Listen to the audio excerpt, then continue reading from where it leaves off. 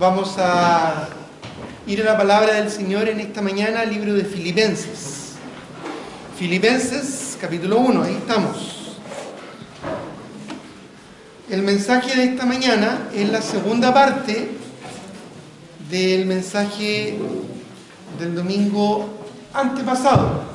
El domingo pasado tuve la oportunidad de estar compartiendo la palabra del Señor con los hermanos de la iglesia de Chihuayante. Estuve también haciendo clases allá por el Instituto Bíblico del Sur el día sábado, pero el domingo pude estar compartiendo con los hermanos de la iglesia del pastor Gastón Dueñas de la Iglesia Bíblica Bautista de Chihuayante, ya donde están los papás de nuestro hermano Esteban Pasitúa. Estaba haciendo clase ahora, me parece. Ah, no, ahí está, hermano Esteban. Así que me mandaron saludos. Y me preguntaban cómo se portaba Esteban. Y dije, sí, ahí está. La hermana Camila lo tiene cortito. ¿Está bien eso? ¿Ya? Y mandaron muchos saludos también los hermanos de Chihuayante a la iglesia. Después estuve en Chillán, donde el pastor Fernando, y también pude estar compartiendo la palabra en un estudio bíblico que ellos tienen los días martes, en la tarde. Estuve ahí con el hermano Marcelo, y ellos también, los hermanos de Chillán, quieren mucho a esta iglesia, siempre ellos están orando por nuestra iglesia, así que también recordémosle nuestras oraciones, y ellos también envían muchos saludos. Y eso es algo muy normal, muy común también entre las iglesias neotestamentarias, también ellos enviaban saludos unos a otros.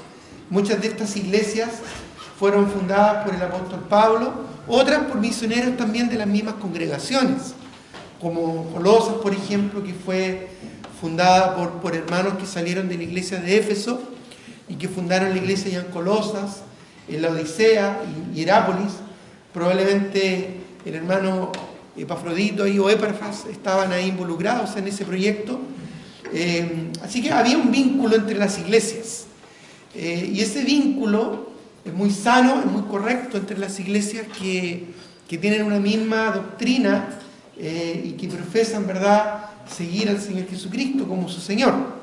Ya eso también nos edifica y nos fortalece el saber que hay creyentes en diferentes lugares que aman y sirven también al Señor, aún a pesar también de algunas dificultades, ¿verdad?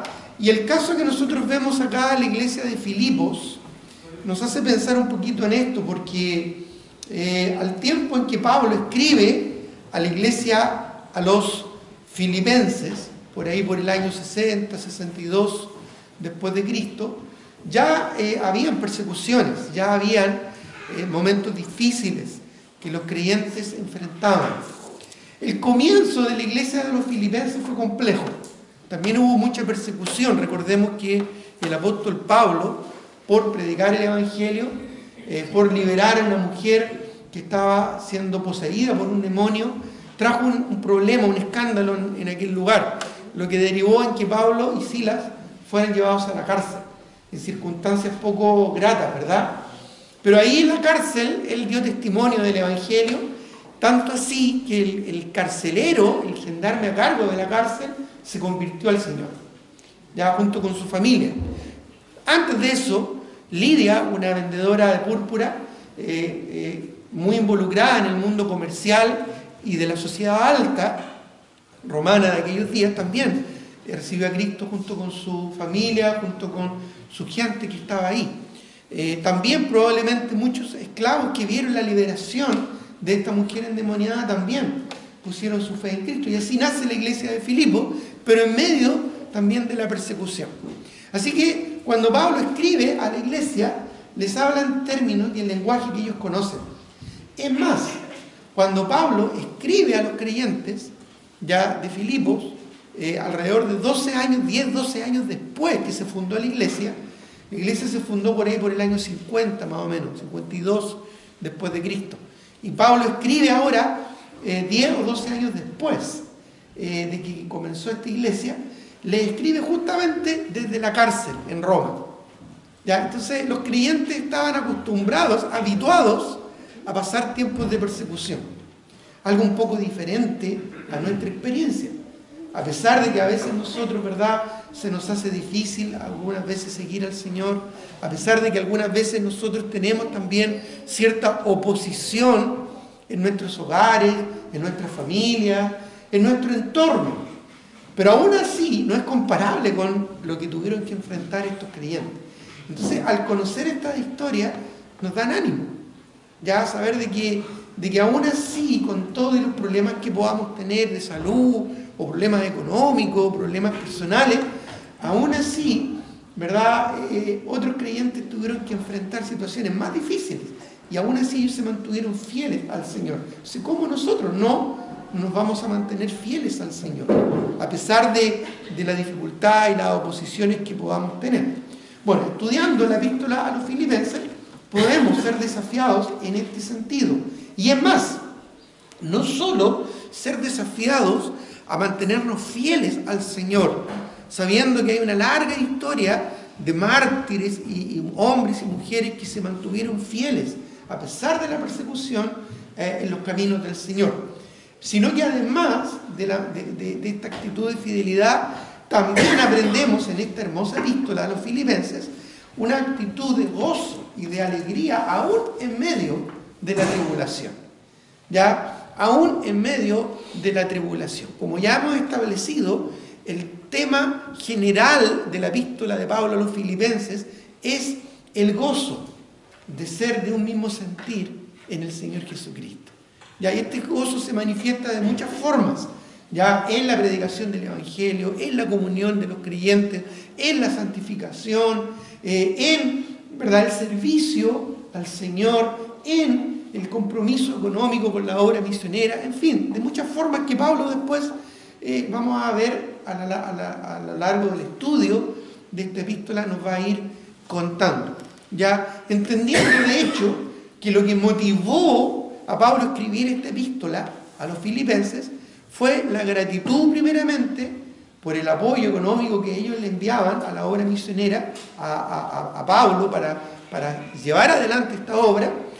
También le motivó la preocupación para poder reconciliar a algunos líderes y siervos de la iglesia que estaban enemistados y entrampados ahí en un problema complejo, y poder ayudarle, ¿verdad?, a seguir sirviendo al Señor con gozo, motivándoles también a seguir creciendo, ¿verdad?, seguir siendo fieles al Señor, expresándoles también su afecto y motivándoles a mantener una actitud de gozo, aún en medio de los problemas.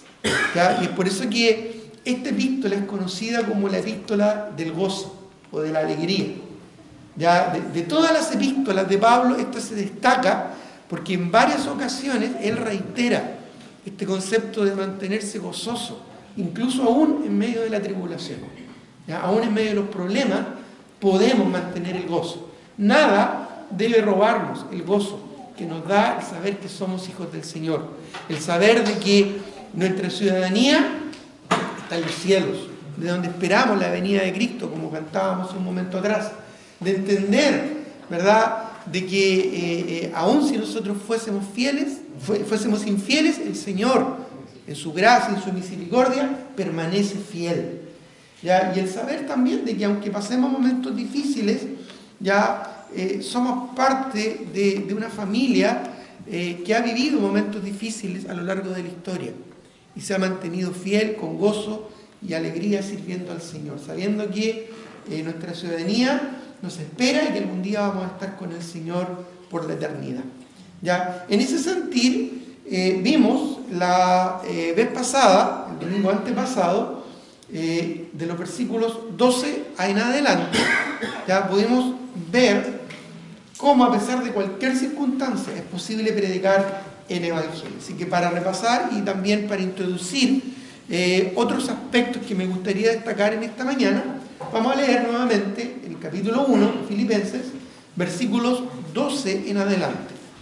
Filipenses 1, del 12 en adelante, dice así la palabra del Señor. Quiero que sepáis, hermanos, que las cosas que me han sucedido han redundado más bien para el progreso del Evangelio. ¿Ya? De tal manera que mis prisiones. Estaba preso en este momento Pablo por predicar el Evangelio. ¿Ya? Se han hecho patentes en Cristo en todo el pretorio, es decir, en todo el lugar, ¿no es cierto?, donde él en este momento estaba encarcelado, ¿ya?, que era no solo la casa donde vivía el pretor, ¿verdad?, sino que era un lugar donde había una guardia pretoriana de más de 100 soldados que estaban ahí custodiando no solo a Pablo, sino a todos los presos que había en ese lugar.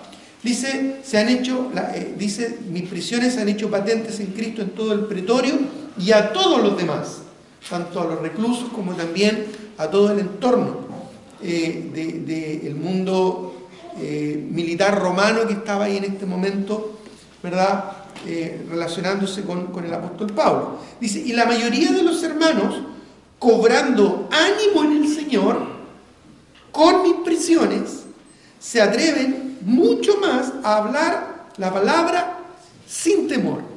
O sea, si un creyente se puede mantener fiel ahí, en un lugar tan difícil como una prisión y como una situación injusta, bueno, ¿cuánto más nosotros, verdad?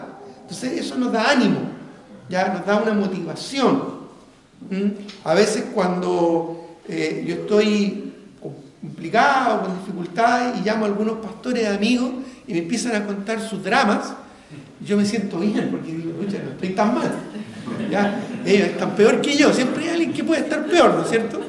Bueno, no es tampoco la idea esa, pero en general cuando uno ve que otros están sirviendo al Señor con problemas más difíciles que uno, y están fieles y gozosos sirviendo al Señor, uno dice, no, pues yo no puedo quedarme atrás. Ya, esto es como cuando uno sale a trotar, a correr y va con alguien, ¿verdad? Y va esa persona avanzando y uno ya está muy cansado, pero dice, no, tengo que seguir, ¿verdad? Como que uno, el sparring, ¿verdad?, le motiva a seguir ahí en la pelea, en la lucha, en el combate o en la carrera. Bueno, por eso Pablo dice que se atreven mucho más a hablar la palabra sin temor. Algunos, a la verdad, predican a Cristo por envidia y contienda, pero otros de buena voluntad. Los unos anuncian a Cristo por contención, no sinceramente, pensando añadir aflicción a mis prisiones, pero otros por amor, sabiendo que estoy puesto para la defensa del Evangelio. ¿Qué pues? No obstante, de todas maneras, o por pretexto o por verdad, Cristo es anunciado y en esto me gozo y me gozaré aún. ¿Ya? Y esto hablábamos un poquito hace un par de domingos atrás, anunciando el Evangelio en medio de cualquier circunstancia. Ya Pablo aquí en medio de personas incluso que querían de alguna manera hacer más gravosa su culpa, poner más problemas, ya algunos predicaban a Cristo por envidia o por contención, añadiendo más problemas, ¿verdad?, añadiendo más cizaña, ¿verdad?, en medio del trigo, y añadiendo más aflicción al apóstol Pablo, ¿ya? Pero aún así Pablo, ¿verdad?, con una actitud muy positiva dice, no obstante, el Evangelio es predicado y en esto me gozo y me gozaré aún. Y aún en medio de una situación injusta como la que él estaba, ¿no es cierto?, él aprovechaba para predicar y compartir a Cristo. Por eso es que él dice que las cosas que me han sucedido han redundado más bien para el progreso del Evangelio. Pablo siempre apuntaba en esa dirección, que el Evangelio prospere, es decir, que el Evangelio de Jesucristo siga siendo predicado hasta lo último de la tierra. ¿Ya? Y hay circunstancias en las que justamente la dificultad, ya sea por injusticia o incluso por problemas familiares o por problemas de salud incluso, nos permite, ¿verdad?, compartir el Evangelio con otros. Ya, compartir el Evangelio con otros. Ya, muchos testimonios hay de creyentes que en momentos de enfermedad, de dolor, han podido tener la oportunidad de llegar a otras personas en similares condiciones, ya sea en tratamiento, en el hospital o en cualquier otra circunstancia. Porque cada oportunidad, buena o mala, es una oportunidad para expandir el Evangelio de Jesucristo, que es la muerte, sepultura y resurrección de Cristo, para perdón de pecados y para vida eterna. Ahora bien, Eso lo vimos, ¿verdad?, la vez pasada, ya como Pablo incluso anima a su discípulo Timoteo a seguir esta misma escuela, diciéndole cuando Pablo le escribe a Timoteo, tú pues como buen soldado de Jesucristo sufre penalidades, dice, como buen soldado de Jesucristo. Ya, es decir, no esperes, le dice Pablo a Timoteo, que las cosas sean fáciles, pero tú con una actitud valiente, fiel, ¿verdad?, tienes que seguir adelante compartiendo el Evangelio. Y Pablo le exhorta a Timoteo, predica la palabra a tiempo y fuera de tiempo, haz obra de evangelista, cumple tu ministerio, ya sabiendo que siempre para Pablo el Evangelio, la predicación del Evangelio no fue fácil, fue bien compleja desde un principio. Sin embargo, él siempre se mantuvo fiel, y es por eso que le consideramos como uno de los héroes de la fe, ¿verdad? Un ejemplo a seguir. Pero podríamos idealizar demasiado al apóstol Pablo y ponerle por allá arriba, ¿verdad? Casi como un ser inalcanzable, pero no es así. Pablo, como muchos otros, fueron hombres, mujeres, ¿verdad?, que sirvieron al Señor, y aún con nuestras mismas debilidades. Se habla, por ejemplo, de Elías, un hombre sujeto a las mismas pasiones que las nuestras, ¿ya? Hombres que tuvieron sus momentos gloriosos, pero también tuvieron sus fracasos estrepitosos, como el apóstol Pedro, ¿verdad? Predicándole a más de 3.000 que se convirtieron, a más gente, que solamente de ellos 3.000 se convirtieron a Cristo, ¿ya? Pero también, ¿verdad?, momentos como él en que él negó al Señor, ¿ya? Bueno, de la misma manera, también hoy en día hay héroes de la fe, hermanos y hermanas, ya aún de nuestra propia iglesia, que conocemos, ¿verdad?, que se mantienen fieles al Señor y están siempre ahí dispuestos y listos a predicar el Evangelio. Y de ellos también podemos aprender, y con ellos también nos podemos animar, ya conociendo sus problemas, sus dificultades, sus pérdidas, sus aflicciones, pero aún así viéndoles, ¿verdad?, fieles, sirviendo al Señor, compartiendo el Evangelio de Jesucristo. Entonces siempre podemos encontrar ánimo y motivación en el compañerismo, en la comunión y en otros creyentes que se mantienen fieles en el servicio a nuestro Señor y anunciando el Evangelio en medio de cualquier circunstancia, en medio de cualquier problema. Ya recuerdo a la hermana Tati, que poco antes de morir ella siempre estaba muy entusiasmada compartiendo el Evangelio con otros. ¿Se acuerdan de la hermana Tati? Ya ella siempre, estos últimos minutos, estaba invitando personas a la iglesia, compartiéndole la palabra del Señor, ¿verdad?, hablando del Señor a otros, dejando un tratado. Me pedía ella folletos para repartir, ¿ya? Y aún ya en la postrimería de su vida, con su vejez, ¿verdad?, a cuesta y con sus problemas de salud, pero ella siempre estaba compartiendo el Evangelio. ¿Ya? La misma hermana Nancy también, que ya está en los brazos del Señor, ella también, ¿verdad?, aún con sus virtudes y defectos también, siempre estaba compartiendo con otros el Evangelio. E incluso en el momento de su partida y su funeral, nos dio la oportunidad de compartir el Evangelio a un montón de personas que no habían escuchado, ¿verdad?, una clara exposición del Evangelio de nuestro Señor Jesucristo. Entonces, en cada circunstancia podemos aprovechar esto. Pero también el apóstol Pablo acá nos habla de otros aspectos también relevantes para poder glorificar a Dios en medio de circunstancias difíciles, ¿ya? Y vamos a seguir con esta segunda parte del mensaje que comenzamos hace 2 domingos atrás, ¿ya?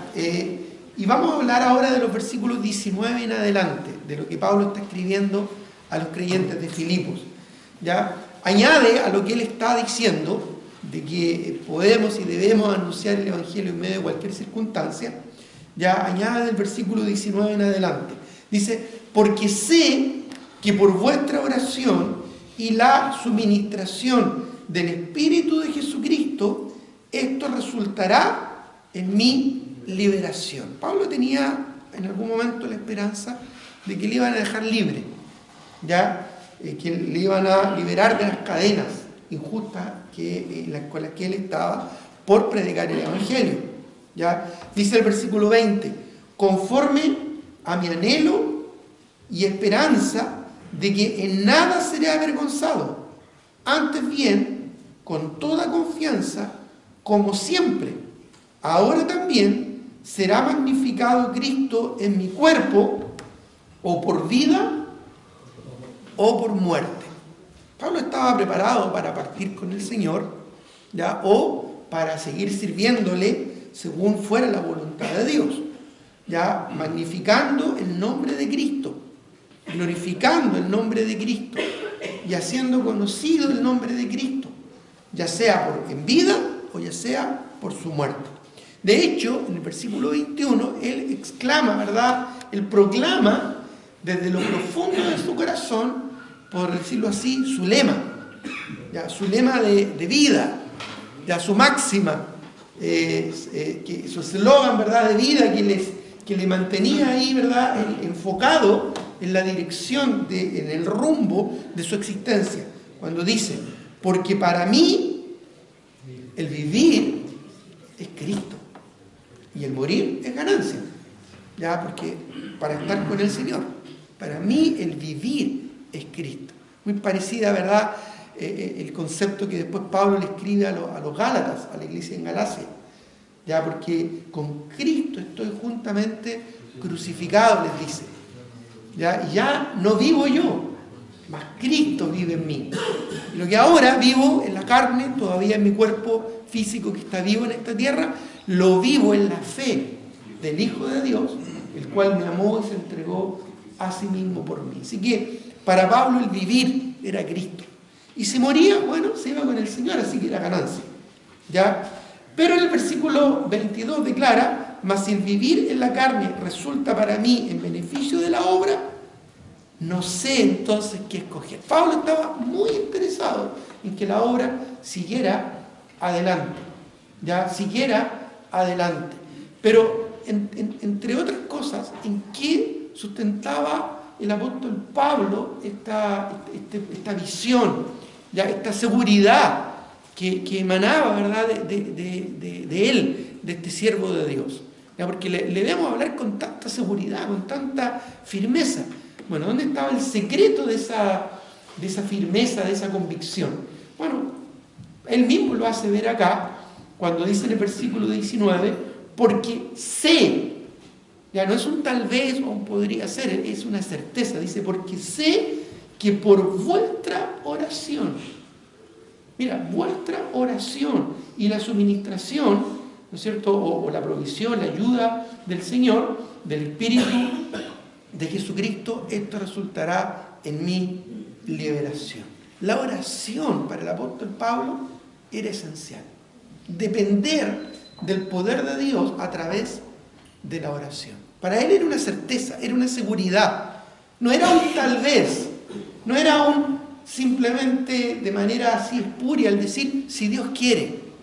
No, él tenía la certeza, él tenía la seguridad. Es más, en cada una de las epístolas que Pablo escribe, siempre destaca en los primeros versículos la importancia de la oración, lo fundamental que era la oración. Cómo él oraba por los creyentes a quienes él escribía, en Éfeso, en Galacia, aquí mismo en Filipenses y en otras epístolas más como Tesalonicenses. Siempre él comienza hablando de por qué él oraba por ellos, pero también rogando a ellos sus oraciones por su ministerio. Esto era algo que le daba el fundamento, la certeza, la seguridad. Cuando Pablo se levantaba a predicar el Evangelio en medio de cualquier circunstancia, cuando Pablo exclamaba palabras como esta, porque para mí el vivir es Cristo y el morir es ganancia, lo hacía sobre una base, sobre el sustento, sobre el fundamento de la oración. De la misma manera, nosotros no vamos a alcanzar el mundo para Cristo si no comenzamos postrados ante el trono de la gracia. ¿Ya? No vamos a avanzar en la obra de Dios, en el servicio de Dios, si no nos postramos en oración ante el Señor, porque de Él mana el poder y la autoridad en su obra. La oración fue fundamental para el ministerio del apóstol Pablo. Miren lo que dice, por ejemplo, en Filipenses mismo, en el capítulo 4, adelantando un poquito, versículo 6 en adelante.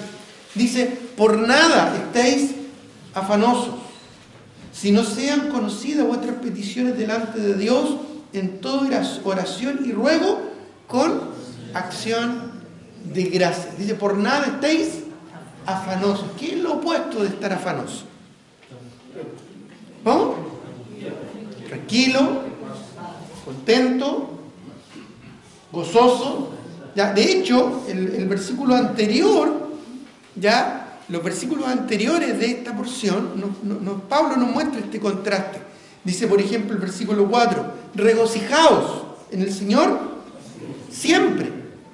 Otra vez digo, regocijaos, el gozo, ¿verdad? Dice, vuestra gentileza sea conocida de todos los hombres. Esa gentileza que nace de un corazón gentil, gozoso, ¿verdad? Sea conocido de todos los hombres. El Señor está cerca. Y luego añade, por nada estéis afanosos. El contraste, ¿verdad? Es estar afanoso, estar turbado, estar con miedo, estar con angustia. Por nada estéis afanosos. ¿Ya? Sino sean conocidas vuestras peticiones delante de Dios en toda oración y ruego con acción de gracias. Y la razón de esto, ya la consecuencia de esto, lo vemos después cuando él dice en el versículo 7. Y la paz de Dios, que sobrepasa todo entendimiento, guardará vuestros corazones y vuestros pensamientos en Cristo Jesús. ¿Qué hace ya a una persona que está en una situación terrible, dolorosa, angustiosa, como enfrentando la muerte, como enfrentando el dolor, o como enfrentando un cáncer o un tumor? Dar la gloria a Dios y decir que Dios sea glorificado? Como ejemplos que hemos visto en nuestra hermana Ana, por ejemplo, que ya está con el Señor. ¿Qué hace que una persona tenga esta convicción? O como Pablo cuando decía, para mí el vivir es Cristo y el morir es ganancia. Bueno, eso nace de un corazón en paz, un corazón con gozo. Y eso es una promesa directa de una vida de oración. Lo que dice acá, y la paz de Dios, que sobrepasa todo entendimiento, porque un entendimiento humano nos haría pensar, bueno, una persona en medio de cualquier circunstancia difícil estaría devastada, estaría destrozada. Pero no es lo que el apóstol Pablo nos muestra acá. No es esa convicción que, ¿verdad?, él exuda como algo increíble, una paz en medio de la angustia y del dolor, en medio de la injusticia y de la persecución. Esa paz que no tiene un entendimiento humano, que sobrepasa todo entendimiento, será la que guardará vuestros corazones y vuestros pensamientos en Cristo Jesús. Mire lo que dice el versículo 13 de aquí, Filipenses capítulo 4, un poquito más allá. Dice, todo lo puedo en Cristo, que me fortalece. ¿Quién es el que fortalecía al apóstol Pablo? Pero ¿dónde encontraba esa fortaleza? ¿Dónde encontraba él esa fuerza? No en las circunstancias, no en las emociones, no en las amistades o los contactos que pudiera tener, no en el dinero o en sus posesiones materiales. Él encontraba ese fundamento en la roca que es Cristo. Y esto a través de la oración. Porque a través de Cristo tenemos acceso al trono de la gracia, como dice la palabra, para hallar gracia para el oportuno socorro. Qué importante, hermano, es la oración. La oración fue esencial para cumplir el ministerio. Pablo así lo expresa. Mire lo que dice también ahí en Efesios, el libro de Efesios, por favor, una epístola que escribió a la iglesia de Éfeso. Ya antes de Filipenses está Efesios, el capítulo 6. Efesios capítulo 6, cuando habla de nuestra lucha espiritual, que no es contra carne y sangre, sino contra principados, contra potestades, contra los gobernadores de las tinieblas de este siglo, contra huestes espirituales de maldad en las regiones celestes. Cuando nos habla de esta lucha espiritual, él nos habla de la armadura de Dios.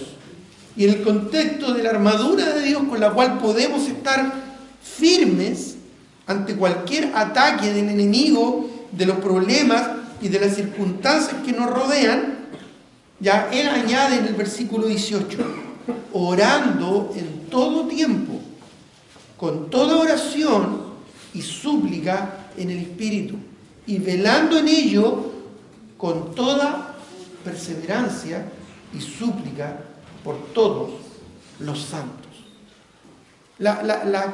El secreto, por decirlo de una manera, a pesar que no era un secreto, porque estaba aquí claramente expuesto, y Pablo siempre hacía mención de esto, pero para que podamos entenderlo más coloquialmente, el secreto de la seguridad, de la certeza, de la convicción, del gozo del apóstol Pablo, era la oración.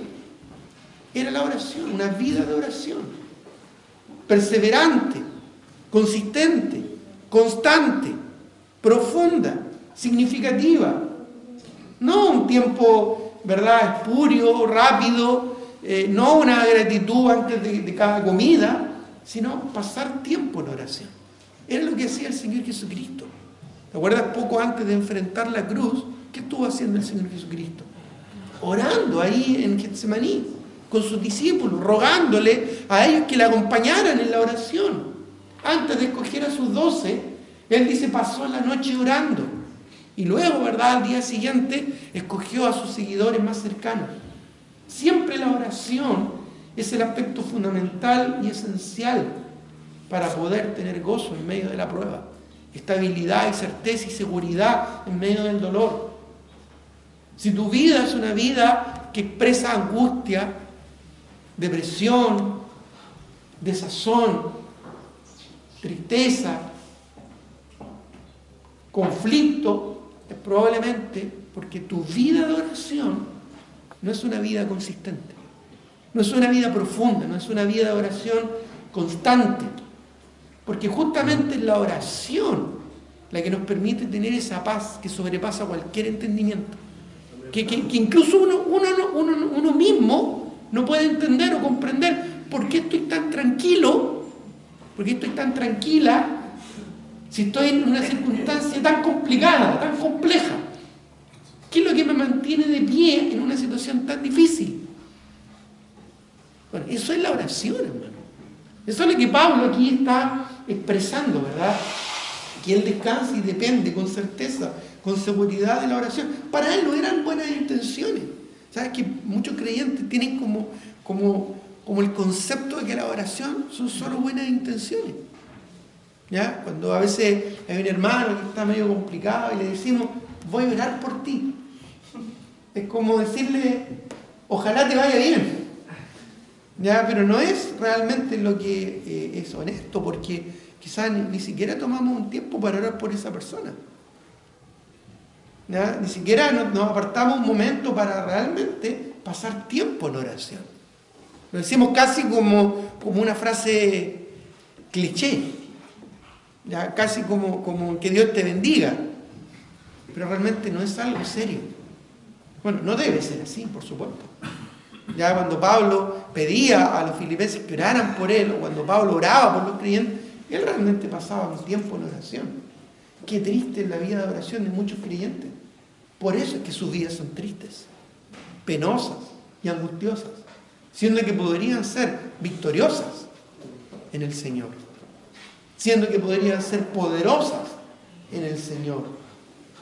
Como expresaba el apóstol Pablo, todo lo puedo en Cristo que me fortalece.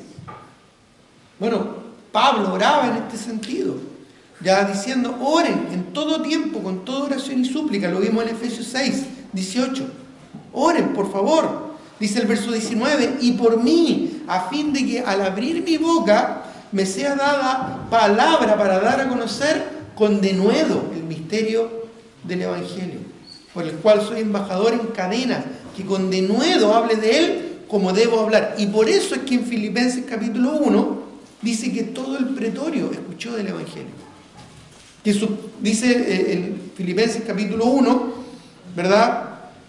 El versículo 13 dice, el versículo 12 al final dice que las cosas que le han sucedido han redundado más bien para el progreso del Evangelio, en medio de estas circunstancias. Bueno, qué importante, hermano, la oración.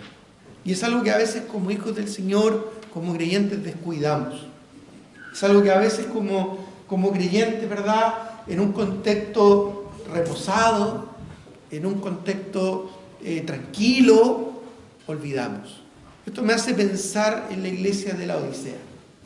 ¿Ya? Si vamos a Apocalipsis, capítulo 3, encontramos otra iglesia, no de Éfeso, no de Filipenses, de Filipos, allá en Filipos, sino que una iglesia en Asia Menor, porque hoy en día Turquía, ya la iglesia de la Odisea. ¿Cuál era el problema que había en esta iglesia y en la Odisea? En Apocalipsis capítulo 3, cuando el apóstol Juan le escribe, ya allá en el versículo 14 del capítulo 3 de Apocalipsis, dice, y escribe al ángel de la iglesia en la Odisea: he aquí el amén, el testigo fiel y verdadero, el principio de la creación, dice esto. Ya ellos sabían quién era Dios, quién era Cristo, seguramente se conocían Juan 1:1 de memoria, ¿verdad? Sabían quién era el Creador, y su conocimiento quizás era muy escritural y muy profundo. Y claramente habían obras en sus vidas. Yo conozco tus obras, pero sus obras no eran, parece, con mucha convicción, porque dice el versículo 15 que no eres ni frío ni caliente. Ojalá, dice, fuese frío o caliente. Ellos no eran cómodamente comprometidos, eran quizás comprometidos hasta cierto punto, hasta donde las circunstancias permitían, pero no había una convicción firme en sus corazones. Por cuanto eres tibio, dice el verso 16, y no frío ni caliente, te vomitaré de mi boca. ¿Y sabes cuál era la razón de esta tibieza espiritual? De ser tan pusilánimes, tan, ¿verdad?, perezosos en su vida espiritual. Este jueves pasado, ¿verdad?, escuchábamos un excelente mensaje sobre estar dormido espiritualmente, despertar del sueño, ya de la somnolencia espiritual, de la pereza espiritual, de la modorra espiritual de muchos creyentes, que era muy similar a lo que vemos acá en la iglesia de la Odisea. La razón de esto es porque ellos se consideraban que no tenían necesidad. Estaban todas sus necesidades suplidas. Quizás por eso no buscaban al Señor en oración. Dice, porque tú dices, yo soy rico, o sea, tengo lo necesario para la vida, me he enriquecido y de ninguna cosa tengo necesidad. Y este es un aspecto fundamental en nuestra vida de oración. ¿Por qué vamos a orar a nuestro Dios?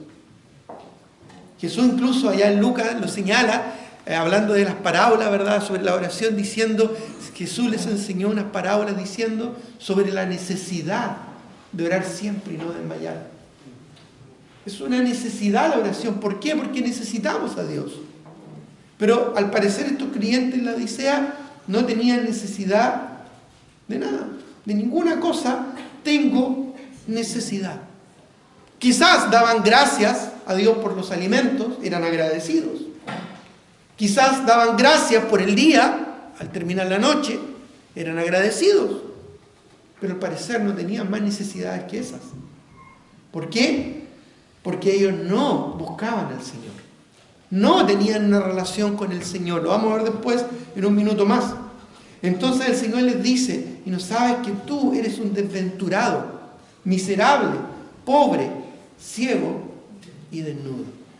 Esa es la opinión que el Señor tenía de ellos, porque se creían tan independientes de Él.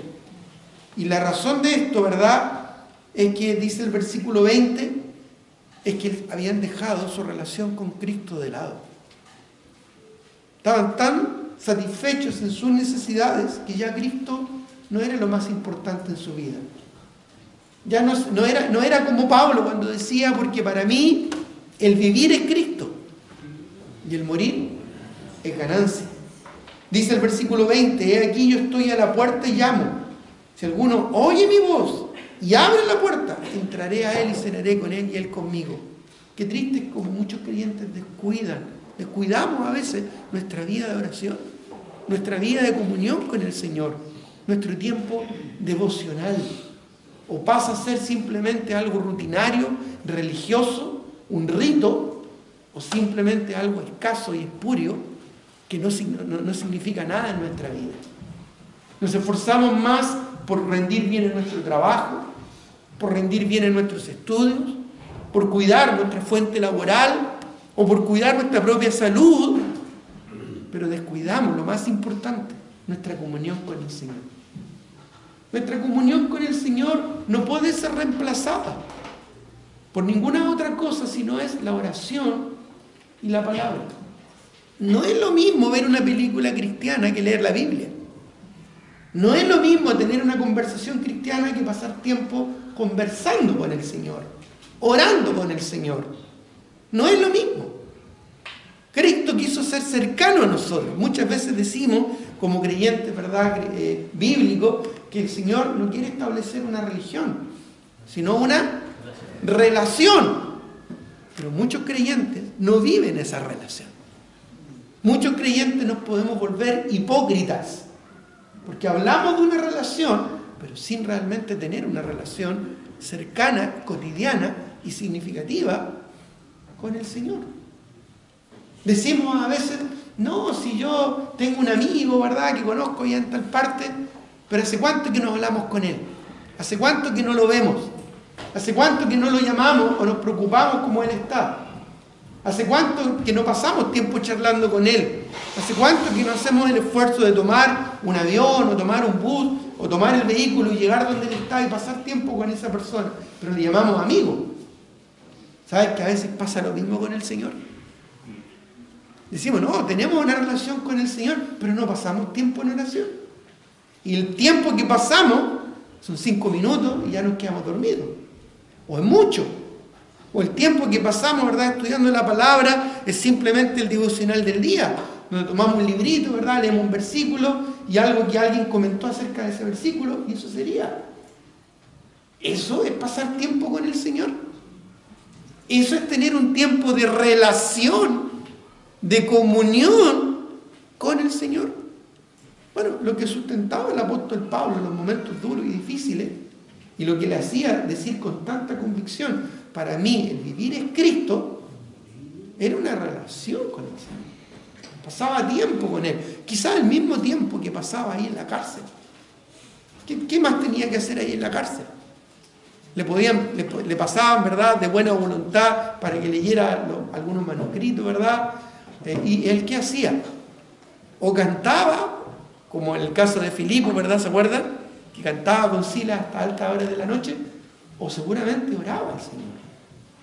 Así que cuando a veces, ¿verdad?, vamos por la vida y tengamos una enfermedad y el Señor nos obliga a estar ahí sin hacer nada, bueno, démosle la gloria al Señor, porque quizás puede ser nuestro mejor tiempo. Nuestro mejor tiempo. Pasando en oración. Pasando el tiempo en oración. Por eso, hermanos, es que es importante conocer realmente lo que movía a este gran siervo de Dios, como el apóstol Pablo, en medio de cualquier circunstancia. Y la oración fue fundamental. Esto le permitió a él ser útil en la obra del ministerio. Incluso no por sus capacidades, sino porque él sabía que había creyentes orando por él. Ya recuerdo en una oportunidad leer una biografía, ¿verdad?, de un gran predicador del siglo antepasado, Charles Spurgeon, un gran predicador, que predicaba en un lugar llamado el Tabernáculo, donde había más de 7.000 personas escuchando, y estamos hablando en un tiempo donde no habían parlantes, donde no habían equipos de amplificación, y mucha gente iba a escucharle. Pero él siempre decía, el secreto de todo no está aquí. Él siempre llevaba, ¿verdad?, a los que estaban interesados en conocer el poder de esa predicación, y lo llevaba al sótano, donde había más de 300 hermanas orando de rodillas durante el tiempo del mensaje. Cada vez que él predicaba, había más de 300 guerreras de oración orando por él. Ese era el secreto que él tenía. Y él siempre lo decía y lo explicaba de esa manera, llevando a otros pastores que venían a conocer y por qué este predicador es tan exitoso. Decía, ahí está el poder, en la oración.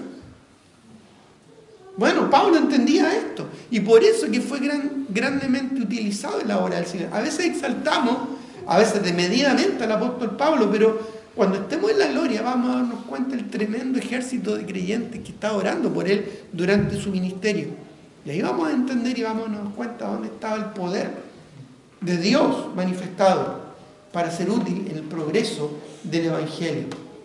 Ahora, el versículo 22 en adelante Pablo dice allá de nuestro texto en Filipenses, por favor, Filipenses, capítulo 1, versículo 22 en adelante, dice, mas si el vivir en la carne, dice, versículo 22 en adelante, más si el vivir en la carne, o sea, quedar vivo todavía, lo que está diciendo, resulta para mí en beneficio de la obra, no sé entonces qué escoger. Ya, o sea, si muero, bien, porque me voy con el Señor. Ya, es ganancia. Pero si no muero, por quedar aquí vivo y todavía estar sirviendo al Señor, aún con mis quebrantos, mis pesares, porque él tenía bastantes problemas de salud, ya, no sabía qué escoger. ¿Ya? A veces egoístamente, a propósito, pensamos, pucha, ojalá que el Señor venga antes. Yo me acuerdo cuando recién conocí al Señor y estaba estudiando, siempre decía eso cuando iba a haber una prueba. Sobre todo si era coeficiente 2. Y bueno, en ese tiempo ahora no sé cómo serán las pruebas, ¿verdad? Ya, pero siempre yo me acuerdo de niño inmaduro, ¿verdad? Pensar, ojalá venga el Señor. ¿Ya? Pero eso es algo egoísta. ¿Ya? Pensar que venga el Señor para quitarme un problema de sufrimiento, un problema de salud, un problema de condición, ¿verdad? Humana. ¿Ya? Está bien, puede que esté complicado de salud, pero tiene que haber otras razones mucho más maduras para esperar y amar la venida de Cristo. No algo tan egoísta, ¿verdad? Pablo, a pesar de sus quebrantos y sus problemas, y él sabía que él iba a seguir tocando duro, ¿verdad? En la predicación del Evangelio, ya esperaba la venida del Señor, pero no de manera egoísta. ¿Ya? De hecho, dice el versículo 23, porque de ambas cosas estoy puesto en estrecho. Es decir, teniendo deseo de partir y estar con Cristo, lo cual es muchísimo, muchísimo mejor, claramente, estar con el Señor, sacar nuestros quebrantos, nuestros dolores, nuestros pesares, nuestros problemas, etcétera, etcétera.